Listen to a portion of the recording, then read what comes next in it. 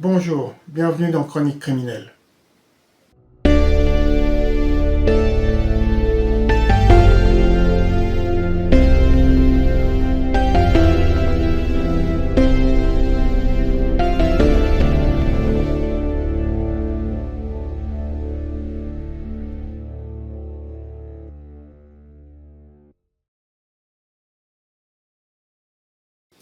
L'affaire criminelle que je vais évoquer aujourd'hui est en cours au moment où j'écris cette vidéo. Le verdict de ce jugement n'étant toujours pas connu, l'accusé est présumé innocent jusqu'à la décision de la justice, car seul un procès doit déterminer si l'accusé est ou n'est pas coupable, et ainsi le punir en fonction des actes qu'il a commis. Les victimes ont droit elles aussi au respect de chacun d'entre nous. Aucun commentaire malveillant ne doit être apporté à cette décision judiciaire ou à cette vidéo qui a été réalisée dans le seul but de vous divertir. Merci à vous toutes et tous pour votre compréhension.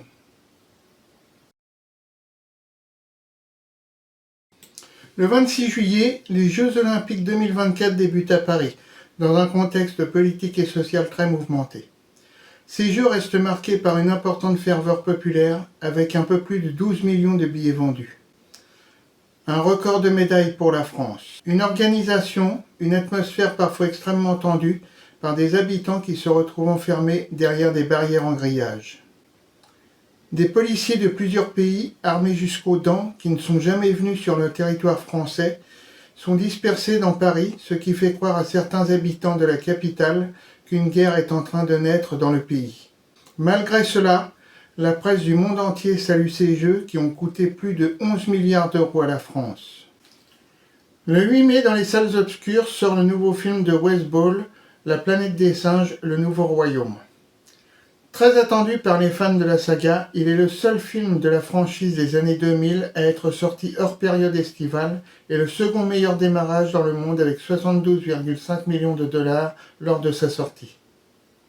À titre de comparaison, le premier film, Les Origines, sorti en août 2011, avait récolté 54,8 millions de dollars. L'Affrontement, en juillet 2014, avait atteint 72,6 millions de dollars. Suprématie, en juillet 2017, avait ramassé 56,2 millions de dollars. Le Nouveau Royaume rapporte au total 129 millions de dollars, ce qui en fait le troisième plus gros lancement en 2024. Il est également le premier volet de la nouvelle trilogie. Le second est actuellement en tournage, sa sortie est prévue pour 2027. Le 16 septembre, dans le hall de l'hôtel Park Hyatt de New York, des dizaines de policiers en civil et en uniforme se font remarquer par leur nombre à l'extérieur mais également à l'intérieur de l'hôtel, dans le hall et dans différents étages de l'établissement. Soudain, un groupe de policiers en civil s'approche d'un homme et lui demande de les suivre car il est en état d'arrestation. Les hommes qui accompagnent l'individu sont invités à s'éloigner et seront convoqués ultérieurement pour une audition. L'homme qui vient d'être arrêté s'appelle Sean Combs et il vient de perdre sa liberté. Le 4 novembre 1969 à New York, Janice et Melvin Combs, tous deux d'origine haïtienne, ont la joie de voir naître leur enfant qu'ils prénomment Sean John Combs. En 1972, son père, Melvin Combs, est abattu de plusieurs balles dans sa voiture. Janice, qui travaille dans le mannequinat, profite de l'argent laissé par son mari pour scolariser son fils dans des écoles privées. Puis elle décide de quitter Harlem pour la banlieue et se retrouve à Mount Vernon, une ville au nord de New York, limitrophe avec le quartier du Bronx. Remarqué par son intelligence et son sérieux, il est admis en 1987 à la Howard University de Washington DC et y reste un an. Quelques mois plus tard, Sean Combs est employé comme stagiaire chez Uptown Records et suite à son excellent travail, il est engagé comme découvreur de nouveaux talents. C'est ainsi qu'en 1991, il fait signer la chanteuse Mary J. Blige qui sort son premier album, What the 411 en 1992 et dans lequel il est l'auteur de 2 chansons. Il fait également signer le groupe éphémère Joe Desi qui sort leur album Forever My Lady en 1991. En 1993, après son renvoi d'Uptown Records, Sean Combs fonde le label Bad Boy Records en collaboration avec le label Arista Records. Il fait entrer dans son label Greg Mack et The Notorious Big. Ce dernier sort rapidement des singles suivis d'albums à succès comme par exemple Ready to Die. L'équipe de Bad Boy Records, voulant absolument se démarquer des autres labels, travaille très dur avec des artistes comme Usher, Mariah Carey, les Boyz II Men ou encore Aretha Franklin. Sean Combs et Notorious Big, voulant être les numéros 1 des labels, ouvrent les hostilités avec leur principal rival, Death Row Records, en critiquant et parodiant ouvertement le rappeur Tupac Shakur et le producteur Suge Knight dans certaines chansons et des interviews qu'il donne aux médias.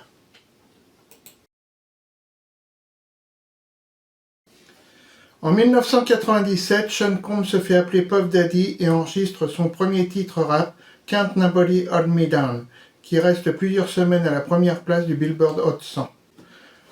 Le 1er juillet, son premier album collaboratif No Way Out sort chez Bad Boy Records. Il est à l'origine intitulé Up in Harlem, mais suite au meurtre de Notorious Big, qui est survenu le 9 mars 1997, l'album subit de nombreux changements et le titre est remplacé par No Way Out.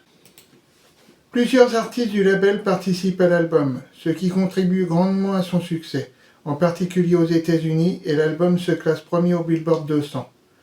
Environ 561 000 exemplaires de cet album sont vendus en une semaine.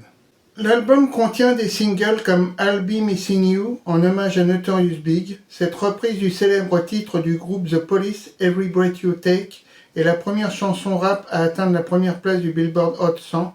Elle y reste durant 11 semaines consécutives. D'autres titres tirent leur épingle du jeu, comme Been Around the World, reprise du titre de David Bowie, Let's Dance, et le titre Victory qui semble contenir des paroles prophétiques. Plus tard, Puff Daddy collabore sur Come With Me, un titre qui figure sur la bande originale du film Godzilla et tourne un clip en lien avec ce film. Le 25 février 1998, à la 40e édition des Grammy Awards, Puff Daddy remporte l'award de la meilleure performance rap dans un duo et celui du meilleur album rap pour No Way Out. Le hip-hop étant devenu trop commercial à la fin des années 90, Puff Daddy est critiqué par de nombreux rappeurs qui n'hésitent pas à le lui reprocher ouvertement. En 1998, Puff Daddy lance sa marque de vêtements Sean John. Le 24 août 1999, Forever, le premier album solo de Puff Daddy, sort chez Bad Boy Records. Dès le lendemain, l'album se classe à la deuxième place du Billboard 200 et atteint la première place du top R&B hip-hop album. L'album est accueilli d'une manière mitigée et positive par la presse spécialisée. Il atteint la 4e place des classements canadiens, la meilleure place que Puff Daddy a atteint dans ce pays. En 2000, grâce à sa marque de vêtements Sean John, Puff Daddy est nommé au Conseil des créateurs de mode américains dans la catégorie de meilleur concepteur de vêtements pour hommes. En 2001, Puff Daddy change à nouveau de nom et devient P. Diddy. En juin 2001, P. Diddy rompt sa collaboration avec le label Arista Records. Il récupère ainsi le contrôle total de son label Bad Boy Records, mais également son catalogue musical et le groupe de musiciens avec lequel il travaille. Le 10 juillet 2001 sort son 3e album, The Saga Continues. C'est le dernier album en collaboration avec Arista Records. L'album atteint la 2e place du Billboard 200. Il est certifié quelques mois plus tard disque de platine. Cet album est le seul à porter le nom de P. Diddy. Le 1er mars 2002 sort au cinéma À l'ombre de la haine avec Billy Bob Thornton et Al Berry. P. Diddy y fait une apparition. En 2003, sa marque de vêtements Sean John fait polémique. Le Comité national du travail américain révèle que les usines qui fabriquent les vêtements violent les lois honduriennes d'hygiène. Malgré cela, la marque de vêtements Sean John connaît un succès critique et commercial phénoménal, avec des revenus dépassant désormais les 525 millions de dollars par an.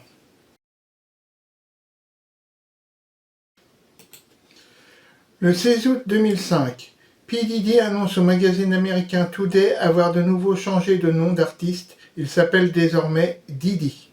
Du 26 avril 2004 au 11 juillet 2004, Diddy joue aux côtés de Audrey McDonald dans une pièce de théâtre à Raisin in the Sun, ainsi que dans son adaptation télévisée homonyme diffusée en février 2008. Le 7 septembre 2005, Diddy joue le rôle principal dans le film Carlitos Way Rise to Power. La même année, Diddy vend la moitié de sa société à la compagnie Warner Music Group. Il présente les MTV Video Music Awards 2005, puis toujours la même année est nommé l'une des personnalités les plus influentes par le magazine Times. En 2006, le rappeur 50 Cent enregistre une diss song à l'attention de Diddy. Alors pour celles et ceux qui ne savent pas ce que c'est qu'une diss song, c'est en fait une chanson généralement rap, souvent avec des propos violents qui ont pour but d'attaquer un ou plusieurs rappeurs. Le meilleur exemple que je puisse vous donner est la diss song de Tupac Shakur contre Notorious Big, Eaten Up, qu'il avait enregistré en mai 1996. D'ailleurs, à ce propos, que pensez-vous de cette rivalité entre rappeurs? Donnez-moi votre avis dans les commentaires. Donc en 2006, le rappeur 50 Cent enregistre une diss song à l'attention de Diddy, qui connaîtrait le nom de l'assassin de Notorious Big. Le 17 octobre 2006, Diddy publie son 4e album studio, Press Play, avec son label Bad Boy Records. L'album fait participer quelques célébrités de la musique. Le 18 septembre 2007, Diddy s'allie à 50 Cent et Jay-Z pour le Forbes I Get Money $1 Billion Remix. Lil Flips a sorti une chanson intitulée I Get Money avec Rick Ross qui a été présenté sur son album I Need Mine en 2006, suivi d'un remix avec le rappeur Jim Jones plus d'un an avant la sortie de la version de 50 Cent.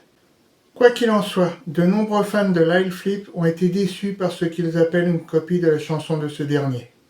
Le 4 août 2008, une émission de télé-réalité voit le jour, I Want to Work for Diddy, dans laquelle les candidats se disputent un emploi auprès de Diddy. La première saison de l'émission a été classée dans la catégorie meilleur programme de télé-réalité au 20e GLAAD Media Awards. La première saison comprenait Laverne Cox, une femme transgenre afro-américaine qui a contribué à cette télé-réalité pour lancer sa carrière à la télévision. En juin 2010, Diddy joue dans le film Getting to the Greek. Il est crédité sous le nom de Sean Combs. Diddy crée à New York le groupe hip-hop R&B Diddy Dirty Money en milieu d'année 2009, composé de Diddy, Don Richard et Kelena Harper. Le premier album, Last Train to Paris, sort le 14 décembre 2010 aux États-Unis. Accueillie d'une manière mitigée au Billboard Hot 100, c'est la chanson Coming Home qui est la mieux classée en atteignant la 12e place. Le 18 avril 2011, Diddy participe à la première saison de Hawaii 5-0. En novembre 2012, Diddy participe à un épisode de la 8e saison de la sitcom américaine It's Always Sunny in Philadelphia. Le 26 février 2014, Diddy publie Big Homie avec Rick Ross et French Montana comme premier single extrait de son futur 5e album Money Making Mitch.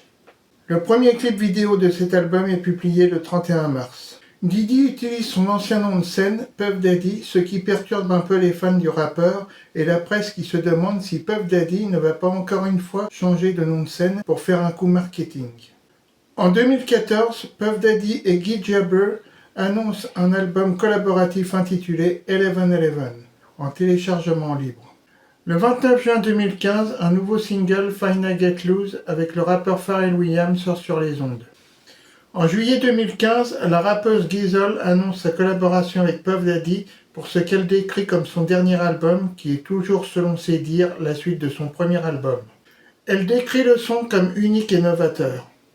Le 5 novembre 2017, Puff Daddy annonce sur Twitter avoir choisi un nouveau nom de scène. Il faudra désormais l'appeler Love. En 2018, il achète pour la somme de 21 millions de dollars une œuvre du peintre afro-américain Kerry James Marshall. Le 15 mai 2022, Love est l'animateur des Billboard Music Awards. Il lance un successeur à son propre label Bad Boy Records qu'il baptise Love Records, qui est davantage axé sur le R&B.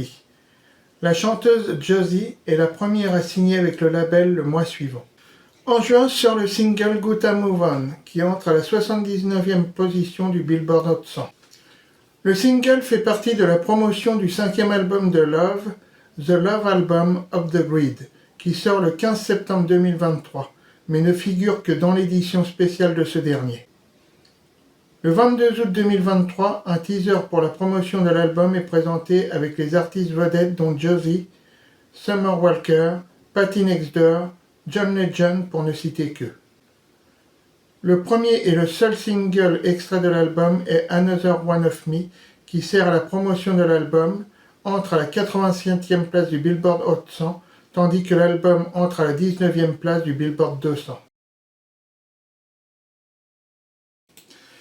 Kimberly Antoinette Porter, plus connue sous le nom de Kim Porter, est originaire de Columbus en Géorgie. Elle se lance dans le mannequinat dès son adolescence. En 1988, elle est diplômée du Columbus High School et déménage à Atlanta en Géorgie pour poursuivre sa carrière de mannequin. Entre 1989 et 2011, elle apparaît dans des clips vidéo, des séries et des films. Elle se met en couple avec Puff Daddy de 1994 à 2007, ayant eu un garçon en 1991 nommé Quincy Taylor Brown d'une précédente union. Elle lui donne un garçon, Christian Combs, et deux jumelles, Delilah Starr et Jessie James. Kim Porter meurt le 15 novembre 2018 à la suite d'une pneumonie lobaire à l'âge de 47 ans. En 1999, Jennifer Lopez, actrice, chanteuse, danseuse, est au cœur d'une tumultueuse relation amoureuse avec le rappeur Puff Daddy qu'elle rencontre sur le tournage d'un clip vidéo dont la chanson est issue du premier album de ce dernier. Après de multiples séparations et remises en couple, ils décident tous les deux de rompre définitivement en 2001. En 2005, Cassandra Elizabeth Ventura, plus connue sous le nom de Cassie, rencontre Puff Daddy dans les studios de Bad Boy Records. C'est à partir de ce moment précis que Cassie parle d'emprise de la part de Puff Daddy qui se montre très insistant et la contrôle totalement, ce qui conduira à la fin de sa collaboration avec lui et Bad Boy Records, ainsi que de son histoire d'amour avec Ryan Leslie. Puff Daddy et Cassie officialisent leur relation sur Twitter en septembre 2012. Ils se séparent en octobre 2018 après 13 ans de relation. Entre 2021 et 2024, Puff Daddy est en couple avec la rappeuse Young Miami du groupe City Girls. Selon vous, est-ce que Puff Daddy a vraiment aimé une de ses femmes ou s'est-il simplement amusé avec elle? Et ces femmes ont-elles eu des sentiments pour lui? Ou étaient-elles en couple avec lui uniquement par profit professionnel ou financier? Donnez-moi votre avis dans les commentaires. Le 16 novembre 2023, Cassie dépose une plainte auprès de la justice fédérale américaine contre Puff Daddy pour viol et violences physiques répétées. Cette plainte va déclencher ce qui va devenir l'affaire Sean Diddy Combs et des dizaines de plaintes vont être déposées dans les jours suivants.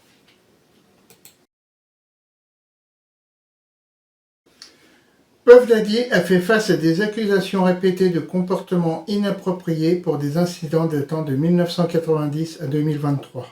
En 1990, une femme accuse le chanteur de R&B Aaron Hall de l'avoir agressé sexuellement, elle et son ami. En avril 1999, Puff Daddy est accusé d'agression à la suite d'un incident avec le manager de Nas, PDG d'Interscope Records, avec qui Puff Daddy avait tourné le clip de son titre Hate Me Now. Puff Daddy explique que la vidéo qui comporte une scène montrant l'assassinat et la crucifixion de Nas et lui-même était blasphématoire. Il demande le retrait de la vidéo, mais cette dernière est diffusée sur la chaîne musicale MTV. Puff Daddy entre alors dans une colère terrible, se rend dans les locaux d'Interscope Records et se retrouve face à face avec le PDG Steve Stout, l'insulte avant de le renvoyer de coups. Le 10 août 1999, lors d'une interview avec Puff Daddy, l'animateur radio Rogelio Mills lui pose une question sur une rumeur qui circule depuis quelque temps déjà, disant que Puff Daddy serait lié à l'attaque dont a été victime Notorious Big. Furieux que cette question lui soit posée, met immédiatement fin à l'interview. Cependant, selon les allégations, avant d'être autorisé à partir, Rogelio Mills et son équipe ont été agressés et une cassette de l'interview a été volée et détruite par les gardes du corps qui accompagnaient Puff Daddy ce jour-là. Le 27 décembre 1999, Puff Daddy et sa compagne de l'époque, Jennifer Lopez, se présentent au club New York de Manhattan. Durant la soirée, des coups de feu éclatent et une femme est grièvement blessée au visage. Après enquête, Puff Daddy et son ami rappeur Shyne sont appréhendés pour agression par arme à feu. Le chauffeur Vardell Fenderson affirme au tribunal avoir vu Puff Daddy avec une arme à feu ce soir-là, qu'il était très nerveux et l'a jeté par la fenêtre du véhicule en marche en répétant sans cesse de ne surtout pas parler de cette arme. La femme qui a reçu le coup de feu en plein visage déclare à la barre que c'est Puff Daddy qui se tenait en face d'elle et que c'est lui qui lui a tiré dessus après lui avoir dit qu'il allait lui faire très mal. Puff Daddy nie les faits et est acquitté. Shyne, quant à lui, est condamné à 10 ans de prison. Il estime qu'il a été trahi par Puff Daddy, celui qu'il considérait comme son ami. Le 22 mars 2001, Rogelio Mills dépose une plainte contre Puff Daddy devant le tribunal du comté de Wayne pour agression et destruction de biens. Le mercredi 18 février 2004, Puff Daddy comparaît devant un tribunal de Détroit pour témoigner qu'il n'a pas demandé à ses gardes du corps de malmener Rogelio Mills lors de l'interview de 1999. Puff Daddy est acquitté de toutes les poursuites pour cette affaire. En mars 2008, le Los Angeles Times accuse Notorious Big et Puff Daddy d'avoir organisé l'assassinat de Tupac Shakur d'après certains documents du FBI. Le journal fait marche arrière quelques jours plus tard et admet que ces documents sont inexistants. Entre novembre et décembre 2023, Puff Daddy a été accusé d'inconduite sexuelle par 4 femmes, dont son ancienne petite amie Cassie Ventura. Cette dernière, qui a affirmé dans une plainte de 35 pages qu'elle avait été violée, traquée et agressée physiquement par Puff Daddy à plusieurs reprises au cours d'une période s'étalant sur 10 ans. On voit notamment Cassie se faire agresser très violemment le 5 mars 2016 dans le couloir de l'hôtel Intercontinental de Los Angeles par Puff Daddy qui va l'attraper violemment, la jeter au sol et lui donner des coups de pied. Au cours des mois suivants, de nombreuses plaintes civiles ont été déposées par des victimes qui disaient avoir été agressées sexuellement par Puff Daddy entre 1991 et 2009. Puff Daddy est accusé d'agression sexuelle par son ancien producteur Rodney Jones en février et septembre 2024. Il est inculpé au niveau fédéral pour trafic sexuel, racket et pour avoir transporté des victimes afin de les soumettre à des actes sexuels non consentis pour de l'argent. Le 1er octobre 2024, le Washington Post a annoncé qu'une équipe d'avocats allait intenter jusqu'à 120 poursuites supplémentaires couvrant des agressions qui ont eu lieu au cours des années 2000 et 2010. Les demandeurs, dont 25 mineurs, sont à la fois des hommes et des femmes. La moitié des victimes présumées disent avoir signalé l'agression à la police, à un médecin ou au FBI. Certaines victimes présumées disent avoir été droguées et se sont vues offrir de l'argent pour leur silence. D'autres personnes qui seraient complices de Puff Daddy doivent venir témoigner au procès. Puff Daddy est poursuivi en justice pour au moins 10 chefs d'inculpation au civil liés à des abus et à des comportements inappropriés, aggravés et dégradants.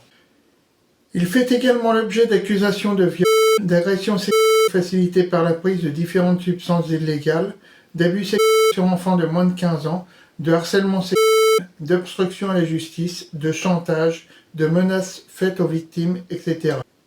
Puff Daddy plaide non coupable à toutes ces accusations criminelles fédérales lors de son audition au tribunal avant d'être incarcéré. L'avocat de Puff Daddy a déclaré que la vérité triomphera lors du procès et que certaines personnes devront répondre de leurs mensonges devant un juge. Le 25 mars 2024, le ministère de la Sécurité intérieure effectue une perquisition dans les propriétés de Puff Daddy à Los Angeles, New York et Miami. En utilisant un mandat de perquisition du district sud de New York dans le cadre d'une enquête en cours non spécifiée. Les agents fédéraux confisquent des ordinateurs et des enregistrements liés à des caméras de surveillance intérieures et extérieures, des différentes propriétés et d'autres appareils électroniques. Selon le quotidien The Miami Herald, des agents fédéraux interrogent Puff Daddy à l'aéroport d'Opa-locka le 25 mars. Les agents saisissent plusieurs appareils électroniques avant de lui permettre de partir pour ses vacances prévues à Antigua et Barbuda dans les Caraïbes. Le 16 septembre 2024, après qu'un grand jury l'ait fait inculper, Puff Daddy est arrêté par des enquêteurs de la sécurité intérieure américaine à Manhattan. Il est accusé de trafic sexuel et d'extorsion. Le 17 septembre 2024, Puff Daddy plaide non coupable lors de sa première comparution devant le tribunal fédéral à Manhattan. Au cours de cette comparution, la juge de première instance des États-Unis, Robin Tarnowski, refuse la mise en liberté sous caution de Puff Daddy et ordonne son maintien en détention fédérale. Le 18 septembre 2024, un deuxième juge, Andrew L. Carter Jr., estime qu'il existe un risque que des témoins potentiels soient victimes de menaces ou d'actes d'intimidation. Le juge refuse l'offre de 50 millions de dollars de caution déposée par les avocats de Puff Daddy et ce dernier reste incarcéré au centre de détention métropolitaine de Brooklyn.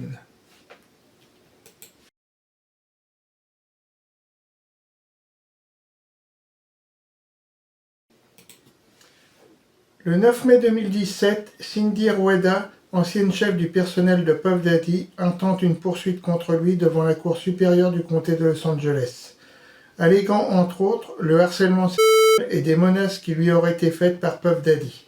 La poursuite est réglée à l'amiable pour un montant non divulgué en février 2019. Le 16 novembre 2023, Cassie Ventura, avec qui Puff Daddy a une relation à long terme, intente un procès contre lui, l'accusant de viol, de trafic sexuel et de violence physique. La plainte déposée par Cassie Ventura fait apparaître que Puff Daddy serait responsable de l'explosion de la voiture de Cassie, qui était à cette période la petite amie de Kid Cudi. Le 17 novembre 2023, Cassie Ventura et Puff Daddy concluent un accord à l'amiable qui reste secret. Les poursuites sont rejetées. Le 17 mai 2024, la chaîne de télévision et d'information CNN diffuse une vidéo de surveillance de l'hôtel Intercontinental de Los Angeles montrant Puff Daddy agresser physiquement Cassie Ventura le 5 mars 2016. Cet incident fait partie des allégations formulées dans le cadre de la poursuite. Le 19 mai 2024, Puff Daddy publie une vidéo d'excuses sur Instagram et sur Facebook, déclarant être vraiment désolé et reconnaît que ses actions sont inexcusables. Ce que le public découvre lorsqu'il voit la vidéo diffusée, c'est que Puff Daddy est stoppé par le personnel de l'hôtel qui ont vu l'agression sur leurs écrans. Pourquoi la police n'est-elle pas intervenue dans ce cas ? Eh bien, certaines sources anonymes racontent que Puff Daddy a payé pour que son acte reste secret. Ce dernier point ferait également partie des actes d'accusation fédérale retenus en septembre 2024. Le 23 novembre 2023, quelques jours après le dépôt de plainte de Cassie Ventura, une femme nommée Joy Dickerson Neal dépose une plainte accusant Puff Daddy de l'avoir drogué, harcelé et abusé sexuellement. La plainte stipule que Joy Dickerson Neal était étudiante en psychologie à l'université de Syracuse lorsqu'elle a accepté de sortir avec Puff Daddy en 1991. Elle était apparue dans l'un des clips du rappeur. Joy Dickerson Neal dit qu'elle s'est rendue compte qu'elle avait été droguée car elle ne pouvait plus marcher seule et même se tenir debout. Quelques jours plus tard, un ami de Joy Dickerson Neal dit à cette dernière que Puff Daddy a filmé l'agression qu'elle a subie et qu'il lui a montré la vidéo ainsi qu'à plusieurs personnes. La plainte affirme que les sentiments de violation et d'humiliation qui en ont résulté ont fait dérailler les études de Joy Dickerson Neal et ont eu des effets durables sur sa santé mentale, mais également sur sa carrière et ses opportunités professionnelles.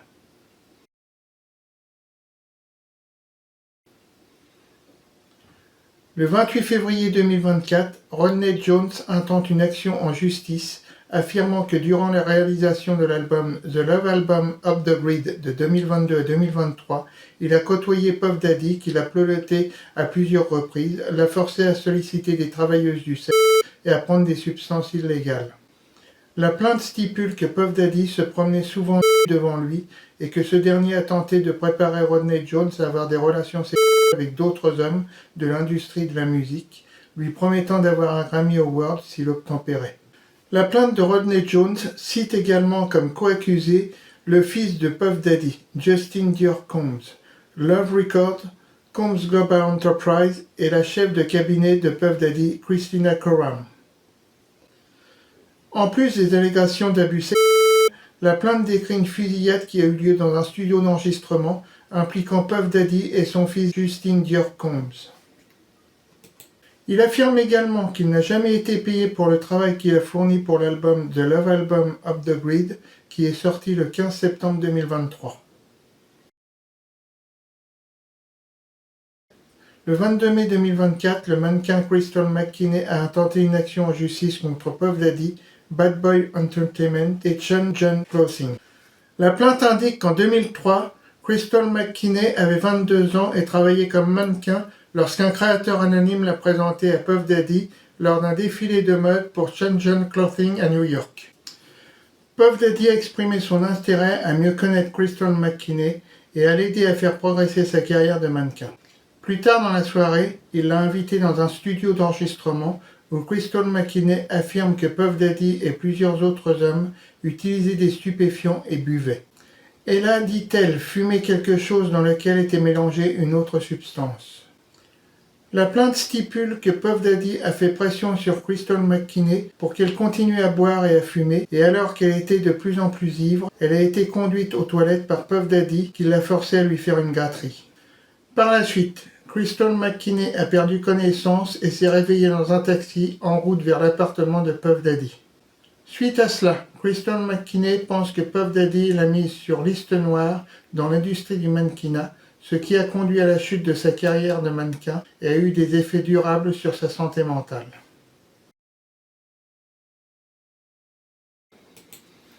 Le 23 mai 2024, April Lampose intente une action en justice contre Puff Daddy, Bad Boy Entertainment et Arista Records.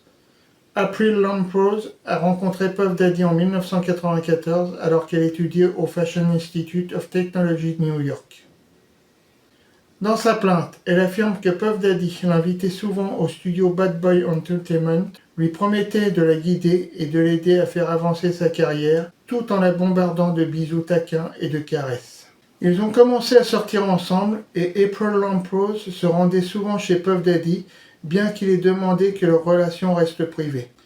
Dans la plainte, April Lampose accuse Puff Daddy de l'avoir agressé à 4 reprises et de l'avoir également menacé plusieurs fois de lui faire du mal, tant physiquement que professionnellement.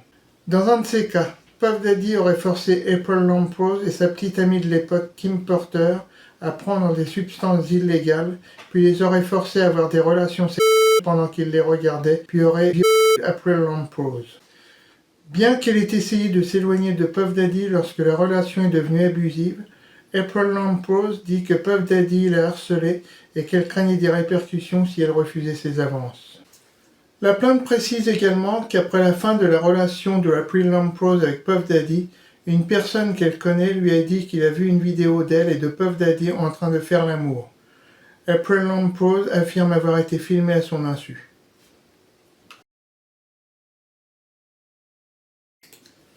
Le 4 juillet 2024, une danseuse de cabaret nommée Adria English intente une action en justice contre Puff Daddy, Bad Boy Entertainment, Chun Jun Clothing, Combs Global Enterprise, Tamiko Thomas, Jacob Arabov et plusieurs accusés non cités à ce jour. La plainte affirme qu'en 2004, Adria English, qui travaille à cette époque comme danseuse dans un club de New York, a été embauchée avec son petit ami le mannequin Anthony Gello pour travailler à l'une des célèbres soirées blanches que Puff Daddy organisait chez lui. Adria English affirme que pendant qu'elle travaillait à la fête, elle a été forcée de boire de l'alcool, qu'elle croit mélanger à des substances illégales et même d'en avoir consommé à son insu. La plainte affirme également que Puff Daddy et un employé de Bad Boy Entertainment ont continué à l'embaucher pour travailler à des soirées blanches à New York et à Miami. Selon la plainte, à la 3e soirée blanche à laquelle elle a participé, Adria English affirme qu'on lui a demandé de remplacer sa tenue blanche habituelle par une mini-robe noire et qu'à la suite de cela, on l'a forcée à avoir des rapports sexuels avec des invités de marque. Elle pense que la robe noire était destinée à signaler aux invités qu'elle était une travailleuse du sexe. La plainte cite également le bijoutier des stars Jacob Arabov comme l'un des invités avec lesquels elle a été contrainte d'avoir des rapports sexuels. Adria English pense que Puff Daddy détient des enregistrements de ses agressions sexuelles, certainement au domicile de Puff Daddy, filmés alors qu'elle était inconsciente. Le 10 septembre 2024, la chanteuse Dawn Richard a porté plainte contre Puff Daddy pour agression sexuelle et coups et blessures. La plainte indique également que Dawn Richard a vu Puff Daddy battre et maltraiter Cassie Ventura à de nombreuses reprises. Dawn Richards a rencontré Puff Daddy pour la première fois lorsqu'elle a auditionné pour l'émission de MTV Making the Braintree saison 2 en 2004 et a été sélectionnée pour faire partie du groupe Danity Kane sous la direction de Puff Daddy. La plainte affirme que Dawn Richards, ses camarades et les membres du groupe de Danity Kane ont été soumis à des conditions de travail inhumaines pendant leur participation à l'émission, étant parfois obligés de répéter jusqu'à 48 heures de suite, sans nourriture, sans pause et souvent réprimandés par Puff Daddy. Le comportement abusif aurait continué tout au long de la relation professionnelle de Dawn Richards avec Puff Daddy. Il a mis selon elle une culture de la peur chez les femmes avec lesquelles il travaillait. Après avoir quitté le groupe Danity Kane en 2009, Dawn Richards a continué de travailler avec Puff Daddy dans le trio Diddy Dirty Money aux côtés de la chanteuse Kelena Harper qui aurait également été témoin de nombreux comportements abusifs de Puff Daddy et aurait fait l'objet de nombreuses menaces. La plainte affirme également que Puff Daddy obligeait Dawn Richards à assister à des réunions alors qu'il était en slip, qu'il entrait dans sa loge sans prévenir et qu'il lui touchait les seins pendant les essayages de ses tenues de scène. En 2010, Puff Daddy aurait insulté Dawn Richards et Kelena Harper dans le hall des studios d'enregistrement et aurait tenté de frapper Dawn Richards lorsqu'il lui aurait demandé d'arrêter de les traiter de sales devant les gens. Dawn Richards affirme qu'elle et Kelena Harper auraient ensuite été conduites dans une voiture appartenant au studio d'enregistrement et que Puff Daddy et Harvey Pierre les auraient enfermés dans le véhicule pendant plus de 2 heures. En plus des allégations d'abus sexuels, la plainte de Dawn Richards exige le paiement de salaires ainsi que de redevances et de traitements à payer pour le travail que Dawn Richards a fourni au sein de Danity Kane et de Diddy Dirty Money. La plainte désigne également Harvey Pierre, Bad Boy Entertainment, Daddy's House Recording Studio et un certain nombre d'autres sociétés de musique, d'édition et de finances associées à Puff Daddy pour avoir permis ces violences et ne pas les avoir dénoncées.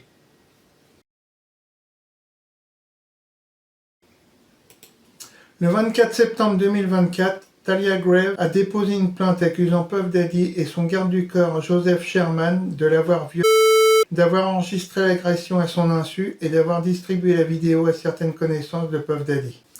Talia Grave affirme que l'agression a eu lieu en 2001 alors qu'elle avait 25 ans et qu'elle était en couple avec un producteur de disques qui travaillait avec Puff Daddy.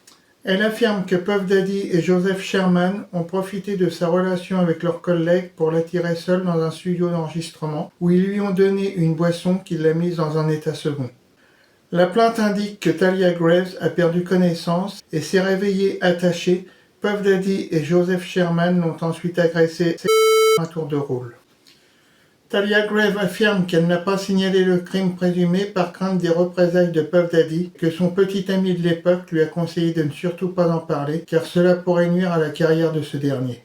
La plainte détaille comment le crime et la connaissance de son enregistrement ont eu des conséquences désastreuses et durables sur la santé mentale de Talia Grave, ainsi que sur sa carrière professionnelle. Le 15 octobre 2024, une femme nommée Ashley Parham a intenté une action en justice contre Puff Daddy en Californie pour agression sexuelle, coups et blessures, viol, abus sexuels, séquestration et enlèvement. Ashley Parham affirme qu'en 2018, elle a rencontré un homme qui était associé à Puff Daddy. Lors d'une soirée, Puff Daddy serait arrivé avec Christina Koram et plusieurs autres personnes qu'elle ne connaissait pas. La plainte indique que Puff Daddy était en colère contre Ashley Parham suite à la façon dont elle l'avait traité lors d'un appel vidéo. Puff Daddy aurait menacé de blesser physiquement Ashley Parham avec un couteau, tandis que Christina Koram aurait dit qu'il pouvait vendre Ashley Parham pour des relations sexuelles. La plainte indique que l'homme associé à Puff Daddy a ensuite retiré les vêtements de Ashley Parham et que Puff Daddy a aspergé Ashley Parham d'un produit très gras et qu'elle croyait une huile ou un lubrifiant. Selon la plainte, Christina Koram a reçu l'ordre de Puff Daddy d'insérer une seringue dans la partie intime de Ashley Parham. La plainte poursuit en affirmant que l'homme associé à Puff Daddy et 2 autres hommes qu'elle n'a pas su identifier l'ont violemment forcé à avoir des relations non consenties. Ashley Parham affirme dans sa plainte que Puff Daddy l'a forcé à avaler une pilule. Christina Coram et plusieurs hommes et femmes anonymes sont cités à comparaître dans le procès. Le 2 décembre 2024, Brianna Bogolan dépose une plainte dans laquelle elle affirme que Puff Daddy l'a intimidée et menacée à plusieurs reprises, notamment une fois où il l'a droguée à son insu et une autre fois où il lui a dit « je pourrais te tuer ». Brianna Bogolan a travaillé avec Cassie Ventura en 2014. Au fur et à mesure que les jours passaient, les deux femmes ont développé une belle amitié et un jour Cassie Ventura lui a montré le résultat de la violence que pouvait avoir Puff Daddy à son égard. Brianna Bogolan affirme qu'elle a vu les bleus et l'œil au beurre noir que Cassie Ventura avait eu suite à un excès de violence de la part de Puff Daddy. La plainte indique également qu'en septembre 2016, Brianna Bogolan, sa petite amie de l'époque et Cassie Ventura étaient dans l'appartement de cette dernière lorsque Puff Daddy est arrivé et a commencé à frapper très violemment à la porte d'entrée. Après être entrée, Brianna Bogolan affirme avoir trouvé Puff Daddy sur le balcon. Elle l'a rejoint et il a commencé à lui plotter les... Lorsqu'elle a résisté, elle affirme qu'il l'a soulevée et l'a maintenue au-dessus du rebord du balcon qui se situe au 17e étage. Il l'aurait ensuite jetée contre les meubles de la terrasse, se serait approché d'elle, l'aurait frappée tout en la menaçant de la tuer et lui affirmant qu'il était le diable en personne. C'est Cassie Ventura qui est intervenue en disant à Puff Daddy d'arrêter de la frapper car la petite amie de Brianna Bogolan dormait dans la chambre voisine.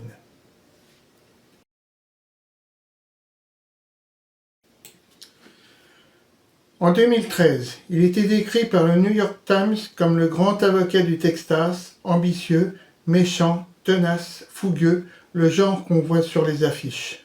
Alors lorsque le mardi 1er octobre 2024, il a invité les médias à une conférence de presse, tous savaient qu'il se préparait à suivre une grande annonce. Tony Buzbee, en costume noir et cravate rose, a parlé pendant près de 40 minutes. L'avocat a fait savoir qu'il représentait désormais 120 victimes présumées de Puff Daddy, accusées d'être à la tête d'un vaste trafic sexuel. Il a expliqué que 3000 personnes l'ont contacté. Il est parvenu à monter des dossiers pour 120 d'entre elles avec preuve à l'appui, comportant autant de femmes que d'hommes et 25 mineurs, dont un garçon de 9 ans au moment des faits. Tous auraient été abusés par le rappeur milliardaire qui est et restera incarcéré dans le centre de détention métropolitaine de Brooklyn jusqu'à son procès qui doit commencer le 5 mai 2025. Certains des actes présumés auraient eu lieu durant les fameuses soirées de Puff Daddy, celles où se réunissaient certaines des plus grandes stars hollywoodiennes. Ces soirées dites freak-off se seraient également déroulées dans des résidences privées de l'artiste selon le rapport de police révélé en septembre dernier. Des fêtes qui duraient parfois des jours, durant lesquelles des femmes et des hommes auraient été drogués et forcés à participer à des orgies sexuelles non consenties et même parfois forcées. Certains de ces comportements se sont produits dans des hôtels que nous connaissons tous, a déclaré Tony Buzbee. Vous devez savoir, a-t-il ajouté, que plus de 55% des victimes qui ont déposé plainte ont signalé le comportement de M. Combs à la police ou aux hôpitaux et ont effectivement obtenu un traitement médical. Ils ont subi des tests de dépistage de substances illicites et effectivement des substances illicites ont été trouvées dans leur organisme. Ces substances illicites qui sont d'ailleurs étranges et dont vous n'avez certainement jamais entendu parler. L'une d'entre elles en particulier qui continue d'apparaître dans le dossier est la xylazine, qui d'après nos recherches est connue dans le milieu vétérinaire, qui l'utilise comme anesthésiant pour les chats, les chiens, mais également pour les chevaux ou les taureaux, a expliqué Tony Buzbee.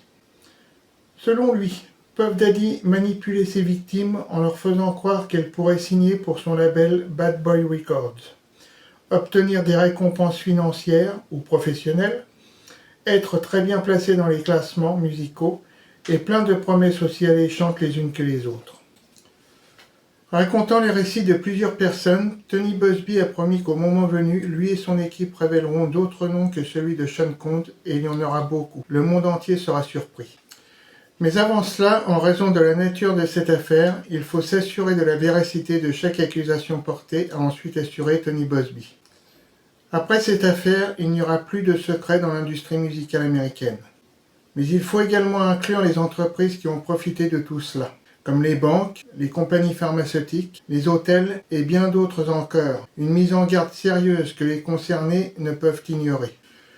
Tony Buzbee est en effet un habitué des grandes affaires médiatiques. Il a intenté une action en justice contre la compagnie pétrolière BP au nom de plus de 10 000 particuliers et entreprises, dont des pêcheurs, des crevettiers et d'autres travailleurs touchés par la marée noire provoquée par la compagnie pétrolière BP. La plainte alléguait que la compagnie pétrolière BP avait fait preuve de négligence dans la gestion du puits et que les actions de l'entreprise avaient causé des dommages importants à l'environnement et aux communautés locales. Les efforts de Tony Buzbee ont finalement été couronnés de succès et la compagnie pétrolière BP a accepté de payer des milliards de dollars en indemnités et en frais de nettoyage. Quant à Puff Daddy, il n'est pas la première célébrité à être dans le viseur de l'avocat. En 2022, il a représenté un groupe de 22 femmes qui ont intenté des poursuites pour harcèlement sexuel contre la star de football des Cleveland Browns, Deshaun Watson. L'affaire s'est terminée par un règlement à l'amiable. Puff Daddy a donc du souci à se faire, car Tony Buzbee fera tout son possible pour gagner ce procès qui s'annonce aussi spectaculaire que celui d'O.J. Simpson ou même celui de Bill Clinton, car il semble faire partie de la même catégorie d'un Johnny Cochran ou d'un Kenneth Starr. Le 24 novembre 2023, 2 femmes ont déposé une plainte contre Aaron Hall qui les aurait agressées. Cuba Gooding Jr. aurait agressé Rodney Jones. Plainte déposée par Rodney Jones le 26 mars 2024. Harvey Pierre aurait eu des relations sexuelles non consenties. Plainte déposée le 6 décembre 2024 par une inconnue. Young Miami aurait fait pression pour qu'une mannequin avorte. Plainte déposée le 27 septembre 2024 par une mannequin nommée anonymement Jane Doe dans la plainte. Le 24 novembre 2024, la chaîne de magasins américaine Macy's basée à New York annonce qu'elle retire tous les vêtements Shenzhen de leurs magasins et boutiques en ligne, mettant ainsi fin à leur partenariat avec Puff Daddy. Le 28 novembre 2024, Puff Daddy démissionne de son poste de président du réseau de télévision Rival TV et vend toutes les actions qu'il détenait. Le même jour, le fabricant de soutien-gorge Nutai System, le fabricant de sacs à main House of Takora, ainsi que d'autres compagnies mettent tous fin à leur affiliation avec l'entreprise de commerce électronique de Puff Daddy, Emperor Global. Le 23 décembre 2023, l'Académie de la musique décide de revoir l'invitation de Puff Daddy à la 66e cérémonie annuelle des Grammy Awards. Le 4 février 2024, il est nommé pour le prix du meilleur album R&B progressif pour The Love Album of the Grid, mais il n'assiste pas à la cérémonie. Le 21 novembre 2023, lors de sa tournée The Only Love Tour, la chanteuse Kesha change la première phrase de son hit TikTok et chante « I wake up in the morning feeling like fuck P. Diddy », ce qui est un message direct au rappeur. Elle déclare également dans des interviews qu'elle prévoit de jouer en permanence la version qu'elle a chantée sur scène et demande à ses fans d'apprendre cette version de la chanson pour la chanter au prochain concert. La société américaine d'équipement d'exercice intérieur retire la musique de Puff Daddy de ses cours et listes de lecture interactive jusqu'à ce qu'un jugement d'innocence soit rendu. Le 7 juin 2024, l'université Howard annonce qu'elle révoque le doctorat honorifique de Puff Daddy. L'université rend également son don de 1 million de dollars et résilie son contrat de gage. Le 16 juin 2024, le maire de New York, Eric Adams, annonce qu'il retire les clés de la ville à Puff Daddy qui lui avait attribué le 16 septembre 2023. Le 28 juin 2024, les bureaux du procureur de district du comté de Miami-Dade en Floride, Catherine Fernandez Rundle, révoquent la journée de Puff Daddy qui était devenue un jour férié pour la ville. Le 19 septembre 2024, Maren Morris chante sa chanson Rich lors du festival de musique Bourbon Bayonne. Elle change la phrase « Me and Diddy dripping diamond like Marilyn » en remplaçant Diddy par Dolly en référence à la chanteuse de country Dolly Parton. Le 26 septembre 2024, la société Netflix annonce le développement d'une mini-série documentaire sur les allégations portées contre Puff Daddy. Cette série sera produite par 50 Cent, qui déclare que les revenus engendrés par ce projet seront en totalité reversés aux victimes d'agressions sexuelles. Puff Daddy est, à l'heure où j'écris cette vidéo, détenu à la prison Brooklyn's Metropolitan Detention Center et présumé innocent. Cette vidéo est à présent terminée. Merci de l'avoir regardée jusqu'au bout.